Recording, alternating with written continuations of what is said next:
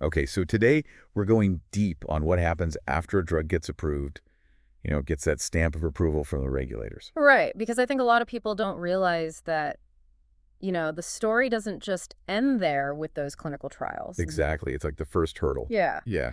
And so we're really going to be looking at post-approval commitments and these things called phase 4 studies. And why this stuff really matters, Yeah. for anyone who takes medication. Exactly, because it's all about making sure those drugs stay safe Yeah. and they actually work, out there in the real world with all sorts of different people taking them. Yeah, not just in that controlled setting of a, research trial. Right? So we've got a ton of sources for this deep dive. Oh, yeah. We've got, the pharmaceutical development guides and then the actual regulatory documents like the CFR. Yeah, all those rules and regulations. Yeah, and then even some like deeper dives into pharmacokinetics and how clinical trials work. The nitty-gritty stuff. So let's jump in. We know that those first phases, those phase 3 and 3 trials, are super important for getting a drug approved. Absolutely foundational. But they're really just the beginning, right? Yeah, they kind of set the stage for everything that comes after. Okay, so then we move into this phase 4, what's often called post-marketing surveillance. So what exactly changes when we hit this phase? Well, the focus kind of shifts. In those early trials, it's all about, is this drug safe enough to even test in humans? And then does it actually work better than what we already have and that kind of thing? Right, very controlled. Very controlled, yeah. But in phase 4, we're looking at the long game. How safe is this drug over years of use? And does it really deliver on its promise for a much wider range of people, with different health conditions and lifestyles and all that? And this is where we get into those accelerated approvals, right? Mm. Which I find super interesting. Yeah, this is where things can get a bit more complex.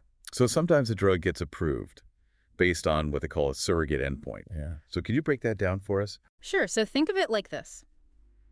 Imagine you're trying to measure if a new teaching method helps students learn better, the ultimate goal, right? Huh? But instead of directly testing their knowledge after a year, let's say you just measure how much time they spend reading each week, hoping that more reading time will eventually lead to more knowledge. So it's not a guarantee, it's just an indicator. Exactly. It's an indicator that suggests things are moving in the right direction, but it's not the actual proof. Okay, so how does that apply to drugs?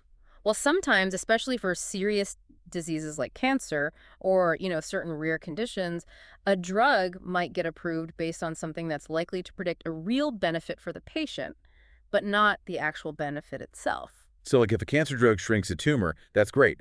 But the real question is, does it actually help people live longer or have a better quality of life? Precisely, and that's where phase 4 comes in big time with these accelerated approvals, because the company is required to conduct more studies to prove that the drug truly delivers those long-term benefits. So it's kind of like getting provisional approval with a promise to show more evidence later on. Yeah, a bit like that. Okay, so let's talk about safety after a drug is on the market. Why is it so important to keep monitoring that, we've already had all those clinical trials? Right. So those early trials are crucial, but they're limited. They involve a certain number of people studied for a certain period of time. Right. But once a drug is out there being used by millions of people with all sorts of different health backgrounds and taking other medications, well, you start to see things that maybe didn't show up in those initial smaller studies. You're casting a much wider net. Exactly. You might find rare side effects that only happen in 1 in 10,000 people, or side effects that take years to develop.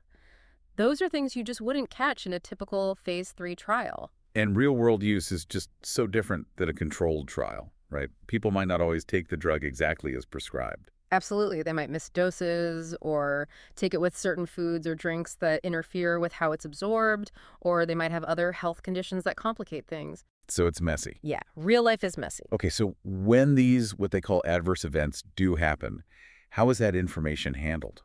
So everything gets documented really meticulously. What happened? How bad was it? How long did it last?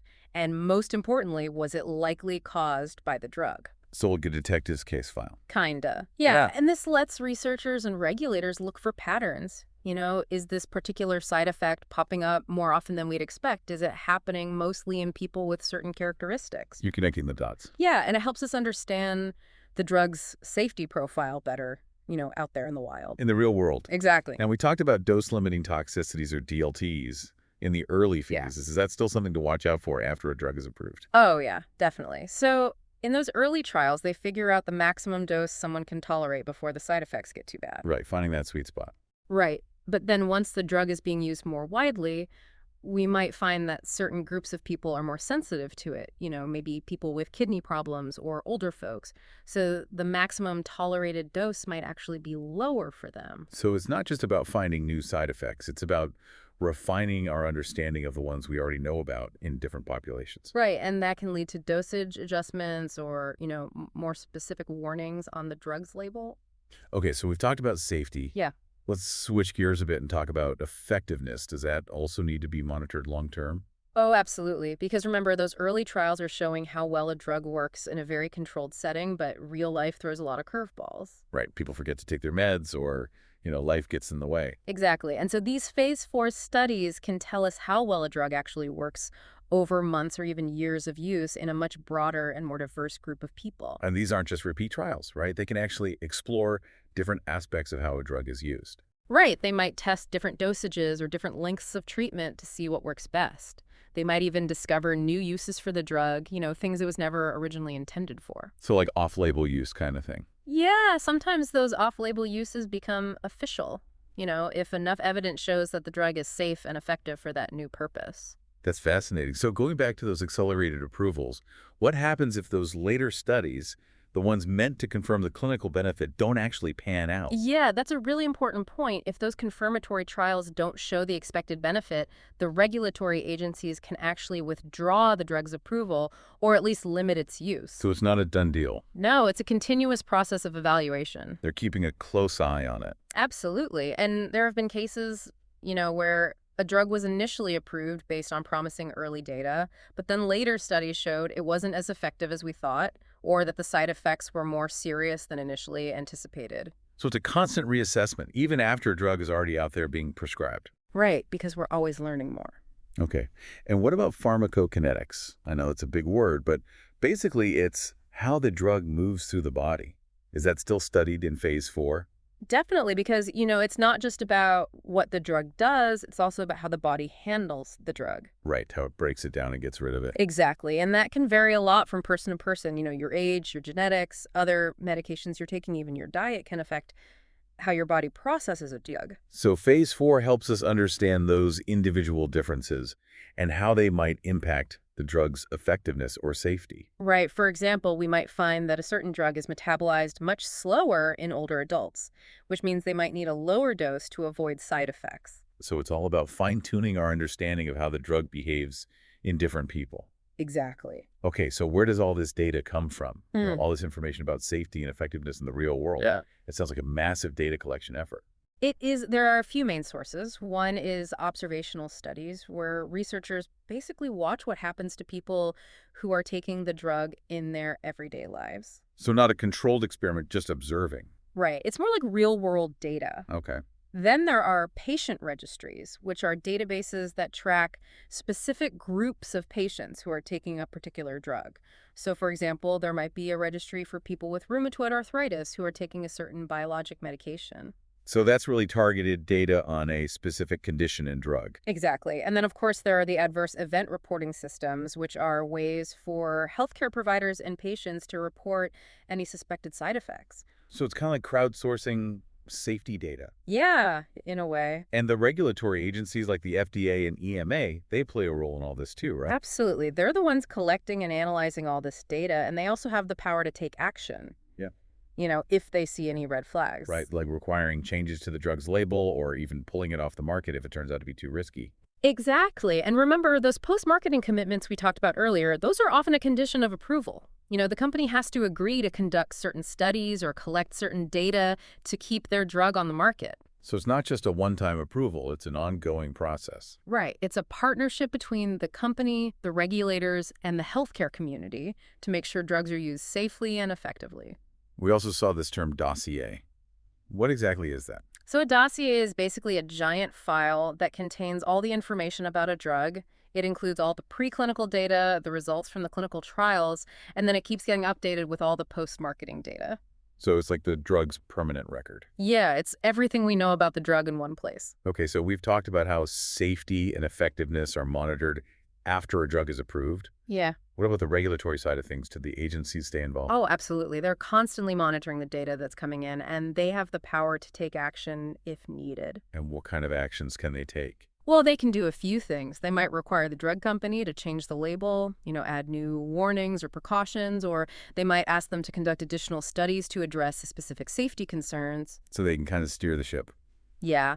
And in more serious cases, if the risks start to outweigh the benefits, they can even restrict the drug's use or withdraw it from the market altogether. So it's a powerful tool to protect public health. It really is. Now, what about those special cases, like orphan drugs and over-the-counter medications?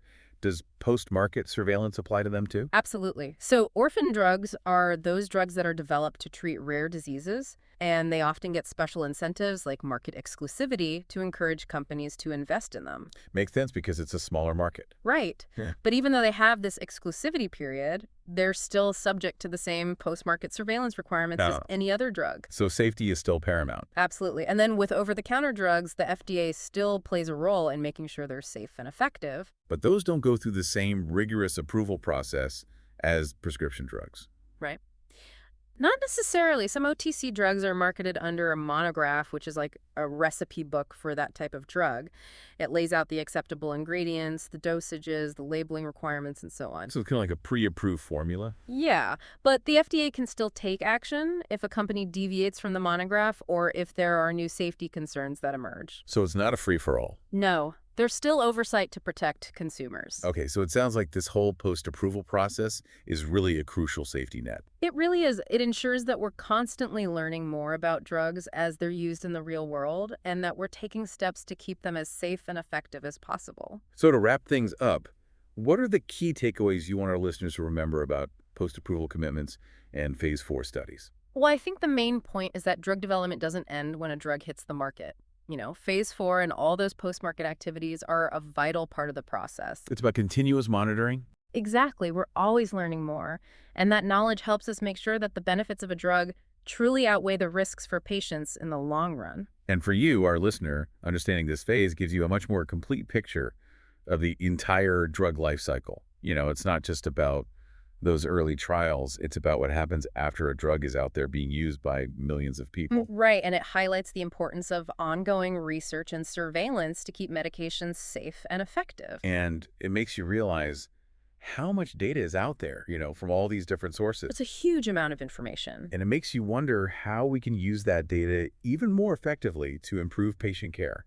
Definitely, imagine if we could use artificial intelligence to analyze all that data and spot potential safety issues much earlier, or to personalize drug treatments based on a patient's individual characteristics. That's a fascinating thought, using data to make medicine even safer and more effective for everyone. It's an exciting possibility and something to definitely think about as we move forward in this era of big data and personalized medicine. Definitely lots to ponder. Absolutely. Thanks for joining us today on The Deep Dive. It was a pleasure. And we'll see you next time for another deep dive into the world of drug development. See you then.